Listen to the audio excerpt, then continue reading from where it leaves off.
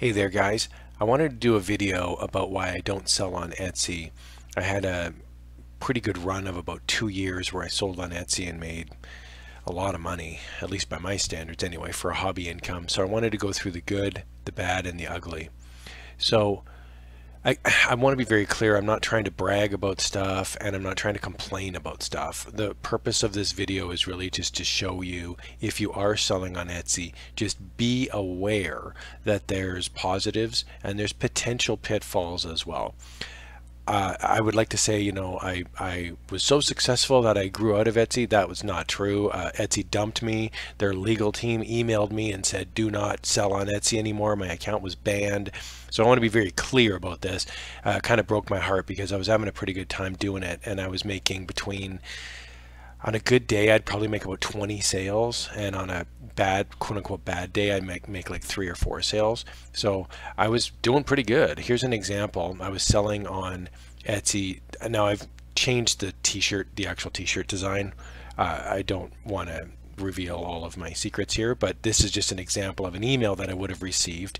So I did pull the email, and I would have sold a t-shirt. I basically used Printful.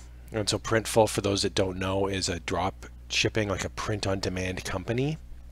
And so the idea is that the client goes on Etsy and purchases a shirt, and then I don't actually own the shirt. So what happens is an order then goes to this company called Printful, and they print the shirt and they ship the shirt. So I receive this money and then I pay for the shirt. And so it was pretty good. So this is just an example. It's when you get paid by Etsy, at the time I was doing it, it was called WorldPay AP Limited, MSP. So I would get regularly hundreds of dollars going into my account every week because I was selling t-shirts, often up to about $40 for a premium t-shirt. Sometimes there were hoodies. Sold some coffee mugs. So anyway, I'll go through what I sold and I'll show you the good stuff, the bad stuff, and the ugly stuff on here. Here's just an example. One of the reasons I'm doing this, I'm not showing you these sales numbers to brag about them, but I feel like sometimes when I watch videos on YouTube and people talk about these successes, they're sitting on a yacht with a lady in a bikini, and you're kind of going, well, how does that translate to me selling on Etsy? So I'm not on a yacht. There's no bikinis around me. I wanted to show you a couple emails that I've received. Just in the past, I went through the archives and pulled them up just to kind of show you that I'm not just some liar or a scammer here. Not that I don't know why anybody would do that, but anyway, I like to feel I'm a pretty legitimate guy here. Here's an example of this thing called eRank that I used when I was selling on Etsy. And eRank is a pretty neat tool. So you can just type into Google eRank and it pops up. And it used to be called Etsy Rank, and now it's called eRank. And the idea here is it's got a keyword tool, which is pretty cool. But I used to look on this thing here, this most sales yesterday, and they would show you, they still do, they show you the sales of the shops on Etsy that are really successful. So you can see there's lots of successful shops on Etsy. Planner Kate 1 is sold over 3,300 sales in the last 24 hours. So hey, I mean, that's amazing, right? And then fifth best store is World Incense Store, 960 sales. So that's, in my opinion, that's obviously a full-time job, right? I was not at that stage, but on a really good day, like leading up to Christmas, I might have like 20 sales in a day. So I was like, that's pretty good, right? So I had these dreams of, making this ranking chart. I thought, wouldn't that be cool if my shop ever made the ranking chart, even for one day, right? That'd be pretty amazing. Anyway, never happened, but I just want to walk through sort of my successes and where things ended up. So there's another thing on eRank as well that I like, and it's the trending on Etsy. And so trending on Etsy, you can just if you go to eRank, it's down on the bottom right, and you can see it says keywords, and you can see there's USA and United Kingdom and Canada, and you can see what's trending. So that's, it kind of gives you a good idea if you're selling, whether it's on Redbubble or TeePublic, or whether you have your own website. Maybe you're selling on Etsy now. So anyway, I hope you find this helpful. I loved going to eRank, and I did it every day. And like I say, I had dreams of someday getting on the most sales. Thought that'd be really cool, but never happened. Okay, so let's get into the good, the bad, and the ugly. Like I say, I want to be very clear. I'm not here to complain about Etsy. This is not a manifesto. I've seen these on YouTube where people sit there and they rant about Etsy for 20, 30, 40 minutes. look, I loved selling on Etsy. It was wonderful. I'm going to go through the good pieces of it. I'm also going to go through the pitfalls of the sort of the time-intensive bad things that happened. And then I'm really going to go over the ugly stuff, which I think is what most people want to hear about, is there a chance that my shop will get banned, or is there a chance that Etsy someday will ban my account, which is exactly what happened to me. Okay, so let's jump in here. So the good news is you actually can sell on Etsy. It's a huge platform. It's super popular, and the other thing I really like about Etsy is the SEO is really good, which is search engine optimization. So if you Google just, I want to buy a shirt, a lot of results that come up are Etsy related. So Etsy's working hard to try to sell your products, which are their products. And that's the thing I want to point out, is you're selling on Etsy's website. You are not selling on your website. You are not selling your items. You are selling on Etsy's platform. They are the landlord, and they control your world to an extent. So for me, in a span of about 1 year, about 14 months, I had well over 1,000 sales. I did it almost for about 2 years. It was about, I think, 1 year and 10 months is what my run was. And during that time, I reached well over 1,000 sales. And the neat thing about Etsy is when you click on a store, you can see how many sales there are. And I noticed as soon as I got over 150 sales, things really started to take off. It was like my shop became legitimate, and there was more and more people would look at it, and I would just start getting sales like 3, 4, 5 a day. And I was like, wow, this is amazing, right? And I wasn't doing any advertising. I did not have a Facebook page. I just uploaded my stuff, and I just had a nice looking, I think it was a nice looking shop, and I was just started to get sales. Now, I did 2 main types of business on my Etsy store, and I had one store that did both of these. And so I had digital sales, and I'll get into more about that in a minute. And then I also had physical sales as well. So digital sales started off with, digital sales are like SVG files. I sold about 5 or 10 per day, and they were around $3 or $4 a file. So if you're selling like 5 to 10 files, you can make up to around $50 a day, and it's all profit because the digital sale doesn't cost you anything other than just the Etsy transaction fee, which is pretty wimpy. It's like 5%. The physical sales were way more labor intensive, but you would get more profit per sale. So I'd get $10, about $10 a shirt I would net after fees and all that stuff. So if you sold like 5 shirts in a day, that's pretty nice, right? I mean, you're looking at $50, and it's through a company called Printful, and there's other ones similar to that, but I used Printful. And so it was relatively, especially at the start, low stress, low pressure. It's not like I had an inventory of shirts. I just got an email, oh, I made a sale, and then, oh, I got an email, I paid for a shirt, oh, I got an email, Printful shipping the shirt. That was it. So at the start, it seemed like it was pretty good. And if you have a small niche store, I think Etsy can be a wonderful hobby business. At least it was for me for about almost 2 years.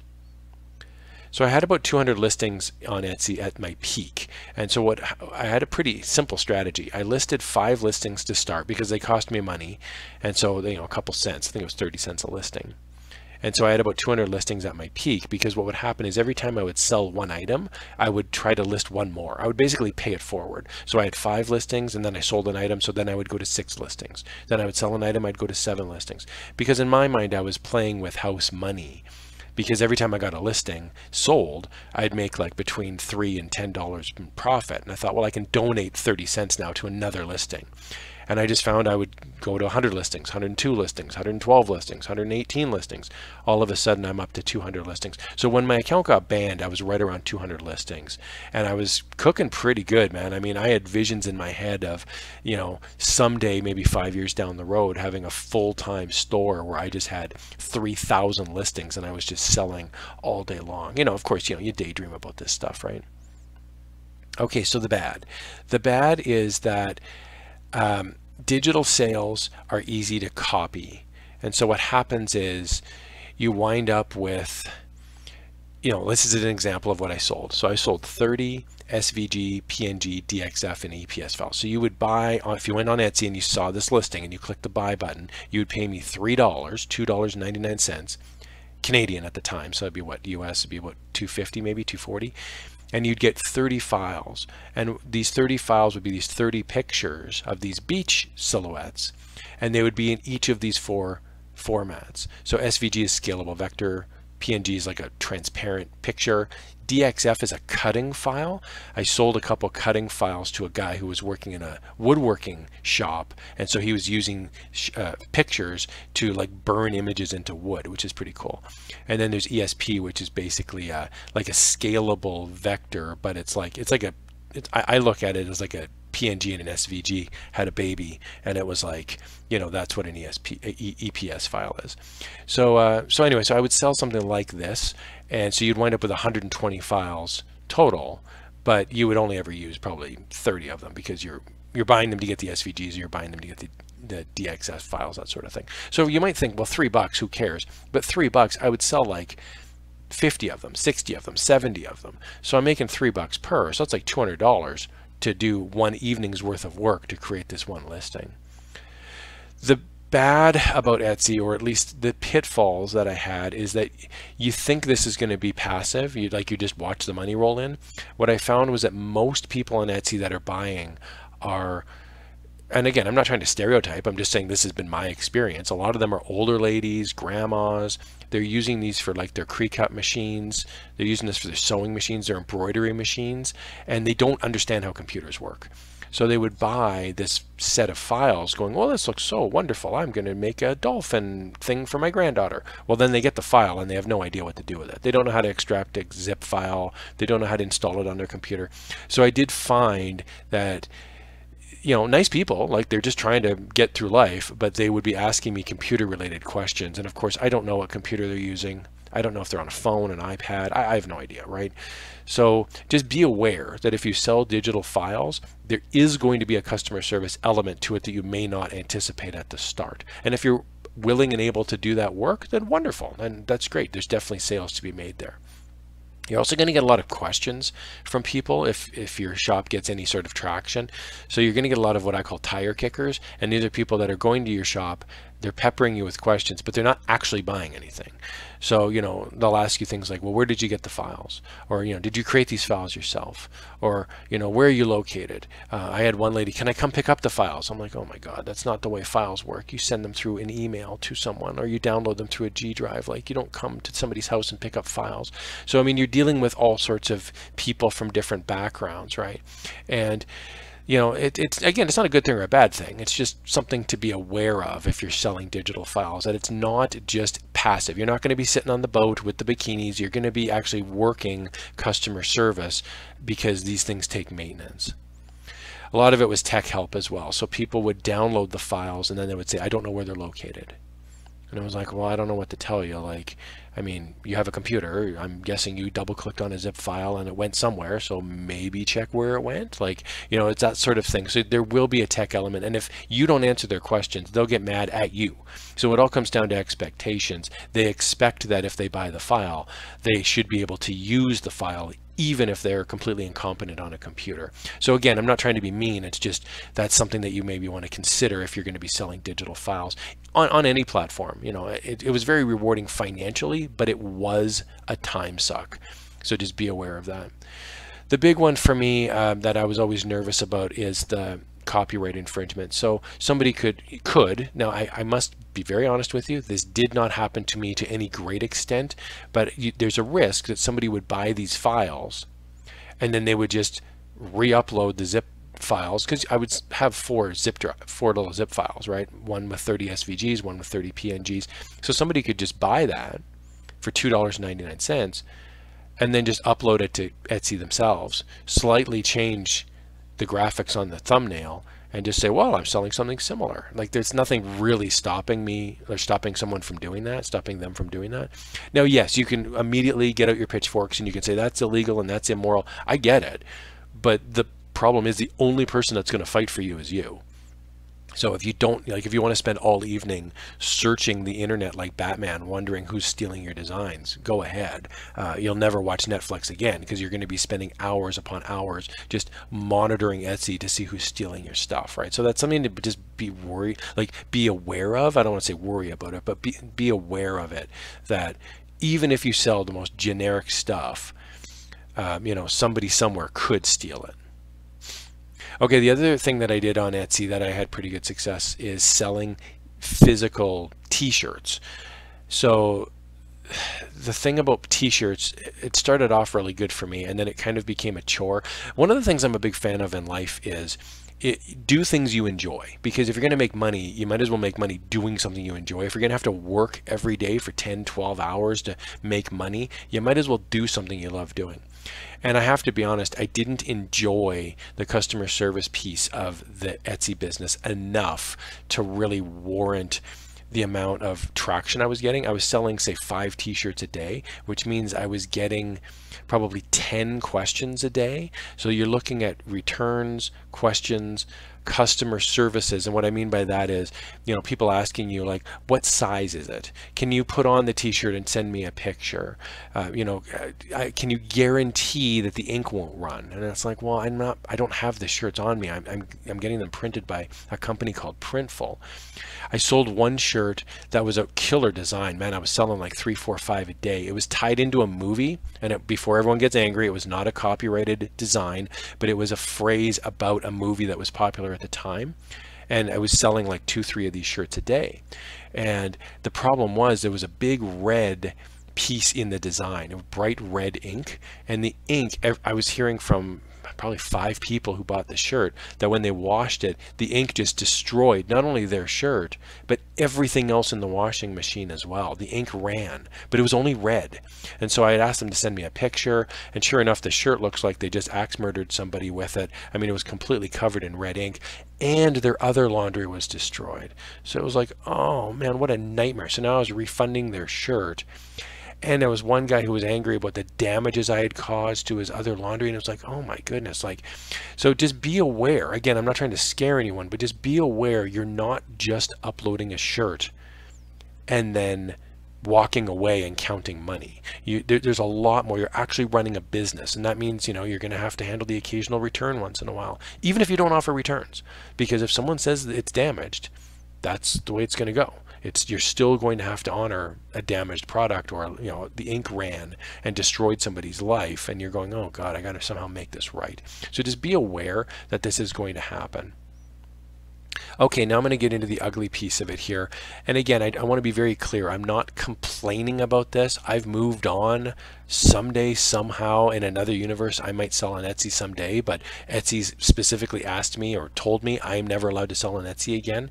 So I want to be very clear, like if another, if another person's sitting here watching this and they're going, oh, all you're doing is complaining about Etsy, promise me, I'm not. Like, I promise you, I'm not. I just want to make you aware of what else you could be in for if your shop gets successful. Because I invested like almost 2 years of my life in this Etsy store. I mean, this was my part-time job, and I made thousands of dollars doing this. And so when this all when I had my breakup with Etsy, it hurt, so I'm not going to lie about that, right? So the ugly is that other sites are going to target your shop, and I've got this very specific example here about this one, and hopefully I won't come across as too mean about it.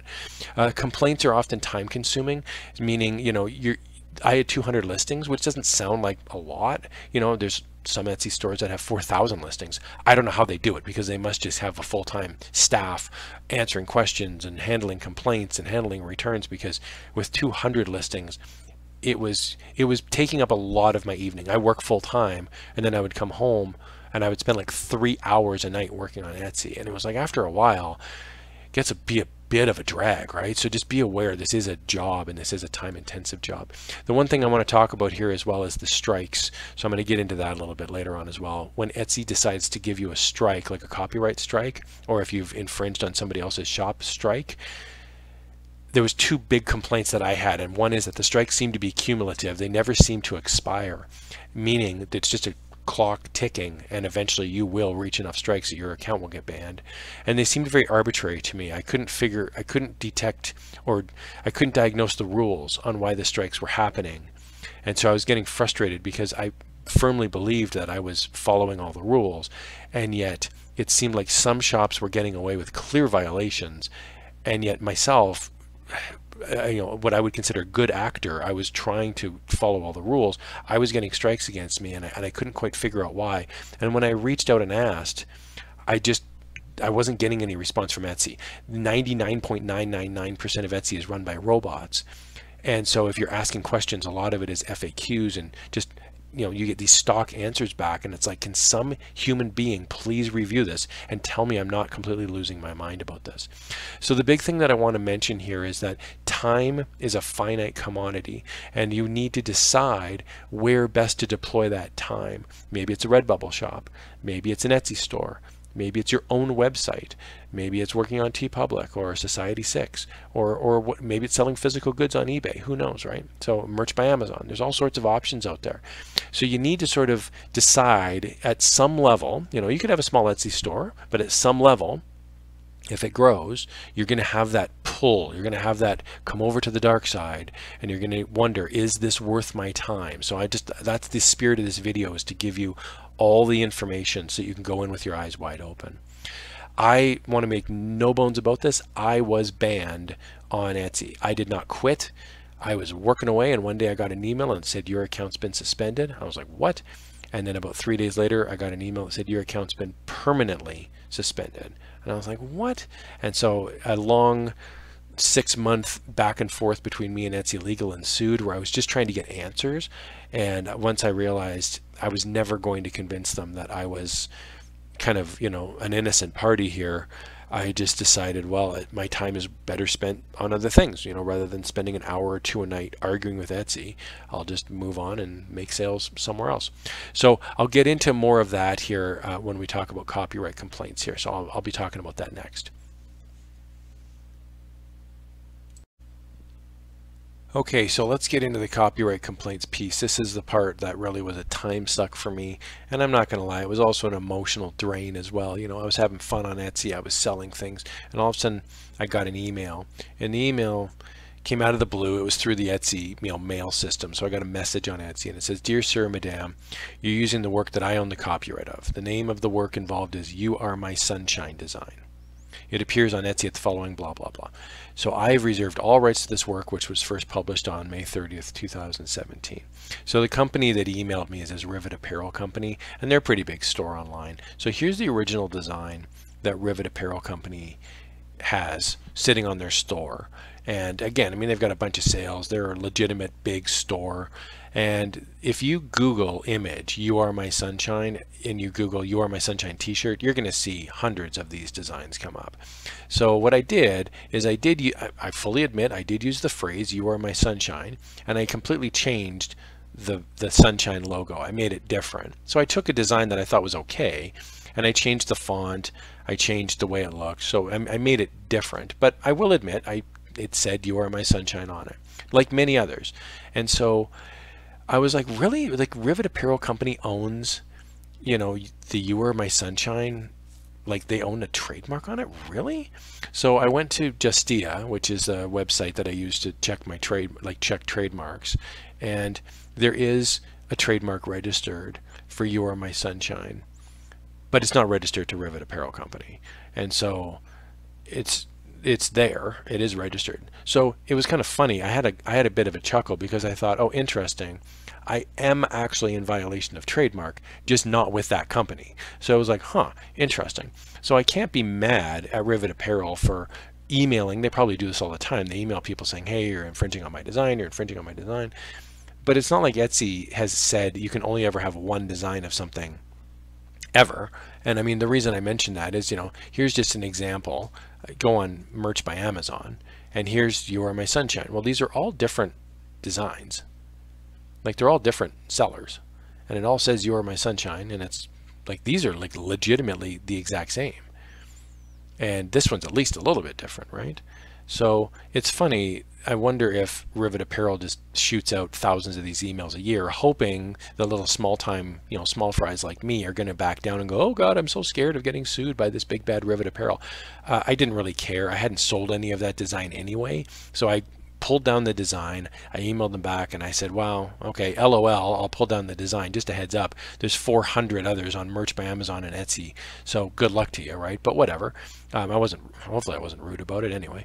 But my point is, you're going to see this a lot. You're going to see people either stealing your designs, quote unquote, or they're going to, be complaining that you're stealing their design, even when you're not.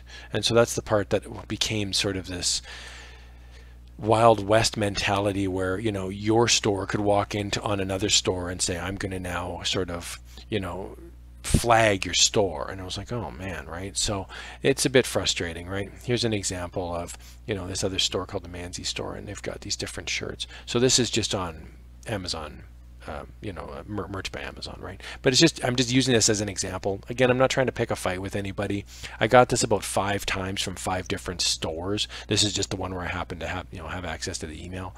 So I just want to point out, be aware this will happen to you. You're going to get emails from people, from stores saying you're stealing my design, even if that's not true.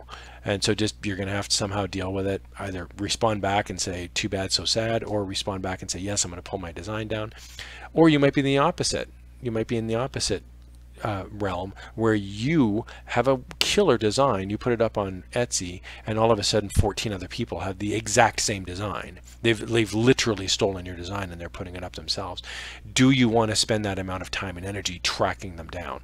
I didn't. I wasn't into it at this point. I was like, I can just pull the design down. I'm going to move on. Here's just another one, Redbubble, just as an example. You Are My Sunshine. Bunch of different results there, all by different people. So again, my point is not to out Rivet Apparel and go, these guys are liars. I'm not saying they're liars. Maybe they do hold the trademark. Maybe they do hold the copyright. All I'm saying is I'm not the only person that took this design and modified it for my own purposes. There's literally hundreds of people online that are doing this. And again, you know, to each their own, right? Oh, here's TeePublic as well, you know. So again, I'm not trying to beat a dead horse, but it's just, this isn't like I took somebody's, you know, design that, and look, I'll be honest with you, I didn't know. So I put up this design because I saw all of these on the internet and I thought, oh, that's a nice design. I'll give it a shot myself. And I didn't know that it was actually trademarked. So having known that now, all of these designs are in violation of trademark, whether it's Rivet Apparel owning the trademark or not. These are all in violation of trademark. Somebody somewhere owns the active trademark. So just be aware that if you feel that you have a design, even if you trademark it, even if you copyright it, you're still going to get a whole bunch of people picking away at your design, copying it, putting it up, modifying it. Just be aware that is the universe that is print on demand.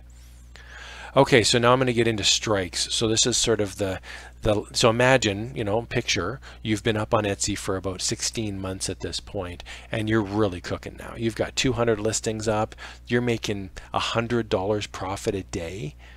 And I mean, $100 profit a day, for in my world, man, that's a lot of money. Like over a month, that means that like $3,000 a month, you're starting to edge up into full-time job mentality where you're going, man, like if this was my own website and I owned everything here, I would be legitimately thinking about hiring a staff member or moving down to part-time status at my regular work instead of full-time. Like I was really, you know, enjoying the money I was making on Etsy.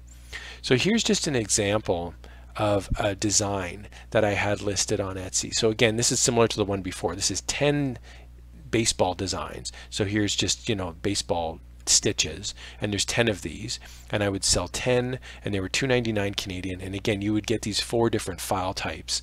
So you would buy this design for $3, and then you could use it on your Cricut machine, your woodworking tools, your sewing or your embroidery machine, that sort of thing, or even in online designs as well. So I was selling, this was a nice seller, I was selling a few of these every week.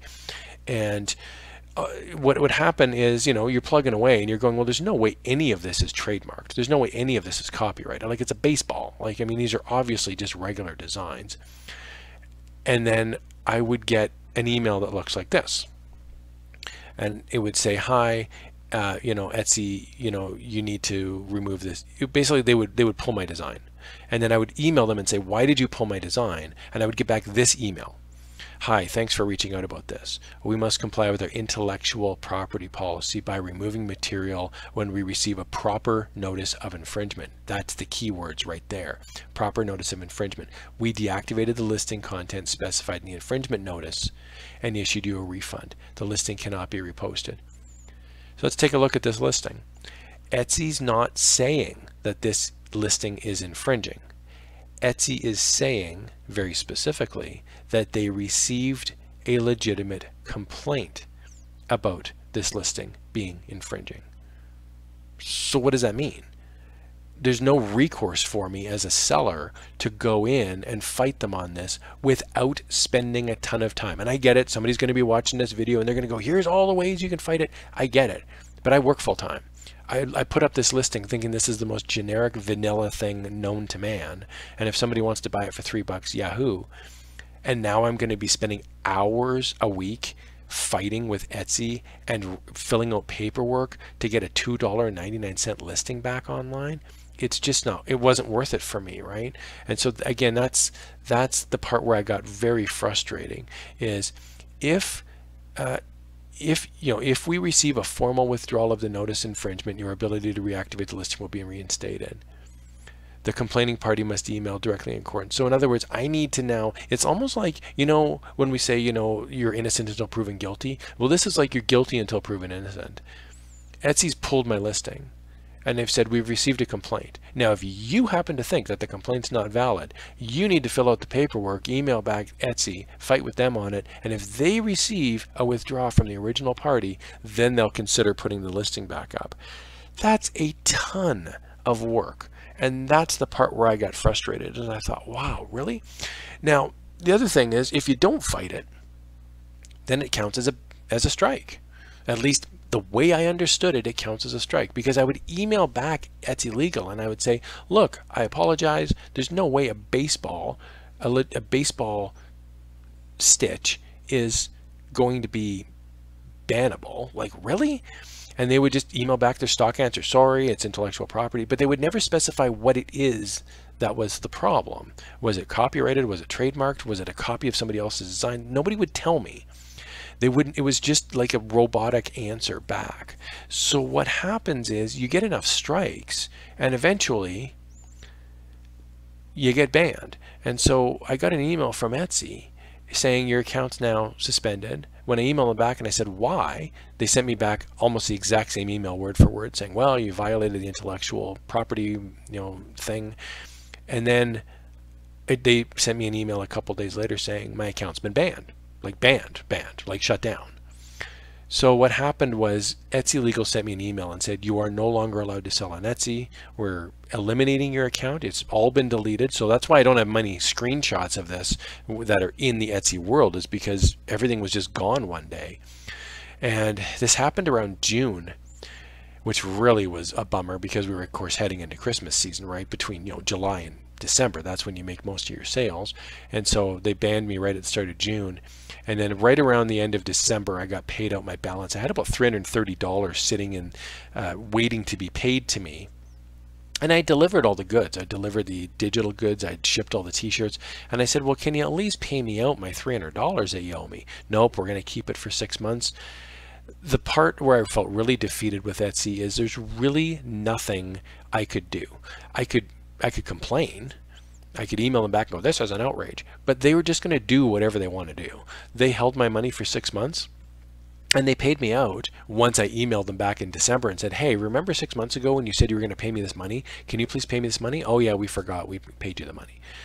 Well, thank you for reminding us. Here's the money. So I do still have an account on Etsy. I still use eRank. I still go in and I look at Etsy items, but I don't sell on Etsy. And I have to admit, at the end of the day, the bottom line is I didn't have enough control over dealing with other stores. I'll give you another example. If I had done the exact same thing with Etsy and I had actually gotten some success, but I had done it with my own website, I had set up, ZenWatercoolerStore.com, and I had sold merch through there. And let's say somebody somewhere out of the blue emails me and says, hey, you're stealing my design. It's just them versus me. There is no larger party. They're not just they're not just gonna like kill my designs, because they're my designs. I own them. I upload them on my website. So at the end of the day, I would encourage you, if you're having success on Etsy, don't put all your eggs in one basket. Make sure you're selling on Redbubble. Make sure you're selling on TeePublic. I'd strongly encourage you to set up your own website for the cost of $50 a year. You can have your own website. You can integrate it with Printful. You can sell digital files online even. And the idea is it's all you. you can own all of it, and nobody's going to pull that shop down because it's your shop. Now, obviously, if you're selling, you know, hateful items or, you know, completely illegal items, yes, the service provider of the website can obviously pull your site down. But I'm talking about if you get an random email from, you know, blah blah apparel company saying you've stole my sunshine design. If it was my own website, I'd be like, yeah, goodbye, I'm not dealing with this. I mean, go ahead and sue me if you want, but you're gonna have to sue 400 other people as well. But when you're dealing with Etsy, they have the complete say over everything. So I would just encourage you to be aware of these things and to look at other alternatives in addition to Etsy, not instead of Etsy, but in addition to Etsy. Go ahead and sell on Etsy, but think about other designs, other platforms, other avenues that you can sell. So anyway, I hope you guys found that helpful. Like I said, this is a bit of a long-winded video, and I do apologize if I went off on a couple rants there. This was about a year and a half, almost 2 years of my life, and so it's a subject that's near and dear to my heart. But anyway, I hope you guys found this helpful. As always, I really appreciate your questions, your comments. Feel free to, you know, throw a like and a subscribe in there as well. You know, I really do value you guys. Thank you so much for watching, and I hope you found this helpful. Thanks, guys.